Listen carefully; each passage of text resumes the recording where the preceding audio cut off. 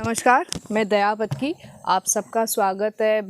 आज हम लोग थोड़ी से पर्यावरण के बारे में बात करेंगे, जैसे बाम्बू का उपयोग पर्यावरण में कैसे हो सकता है, कैसे होता है। तो अभी आपने सुना रहेगा कुछ सालों से महाराष्ट्र में लैंडस्लाइड्स काफ़ी हो रहे हैं। तो लैंडस्लाइड्स में आपने ये भी सुना रहेगा कि रूट सिस्टम्स जो रहते हैं सब पेड़ पौधों के, वो मिट्टी पकड़ के रहते हैं। तो अभी आज हम लोग इस बैम्बू के बारे में जानेंगे। ये मेलकोना बैसिफेरा नाम का बैम्बू है, और अगर आप इसका रूट सिस्टम देखो तो ये बोल्डर्स को भी पकड़ के रखता है। बाकी सब बांस जो हम लोग कहते हैं कि सॉइल इरोजन के लिए हेल्पफुल रहते हैं, क्योंकि बांस का जो रूट सिस्टम है उसमें फाइब्रस रूट सिस्टम रहता है। तो ये वाला जो बैम्बू है ये एम्फीपोडियल बैम्बू है। इसका जो रूट सिस्टम है ये एम्फीपोडियल रूट सिस्टम है, और ये इसे दूसरा नाम मतलब लॉन्ग नेक बैम्बू भी कहते हैं। तो ये ऐसे काम करता है कि अगर एक बांस यहाँ आए तो उसका रूट आगे जाके दूसरी बांस वहाँ पे उगता है। ऐसे करके वो ज़्यादा एरिया ऑक्यूपाई करता है। सो इसको रनर बैम्बू भी कहते हैं। और दूसरी बात, अगर आप देखो तो हर जगह सॉइल ही नहीं, इन्होंने यहाँ पे देखो बोल्डर्स भी पकड़े हुए हैं। यहाँ भी एक बोल्डर है, यहाँ भी एक बोल्डर है, ये बाजू भी आप देख सकते हो। तो इससे क्या होगा, सिर्फ सॉइल इरोजन नहीं कंट्रोल हो रहा है, पर ये बोल्डर्स इरोजन भी है वो कंट्रोल होगा, और इससे लैंडस्लाइड्स का जो धोखा रहेगा वो कम होगा।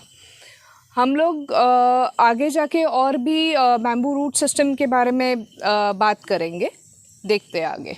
दिसंबर के महीने से बाम्बू के जो पत्ते रहते हैं उनकी पतझड़ होना शुरू करते हैं, और वो एक ऐसा लीफ लिटर बन के ज़मीन पे गिरता है। उसका फ़ायदा ऐसे होता है, ज़मीन ज़्यादा तपती नहीं है धूप में, और इसकी वजह से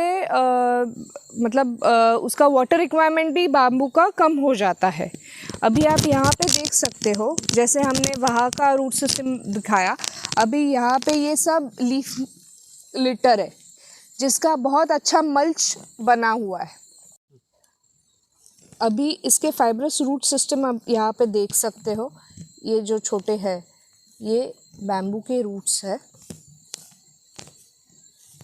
यहाँ पे हर जगह फैले हुए। तो इससे क्या होता है, एक तो मल्च की वजह से लीफ लिटर का मल्च होके वो खाद बनता है, और ज़मीन तपती नहीं है, और जो पानी का रिक्वायरमेंट रहता है वो कम होता है। और दूसरी बात, ये फाइब्रस रूट सिस्टम का जो विस्तार रहता है वो काफ़ी जगह तक रहता है। इसकी वजह से क्या होता है, सॉइल इरोजन कंट्रोल होता है वहाँ पर। अभी हमने देखा कि कैसे root system soil erosion, boulder control करके जो सॉइल लैंडस्लाइड के चांसेस है वो कम करती है।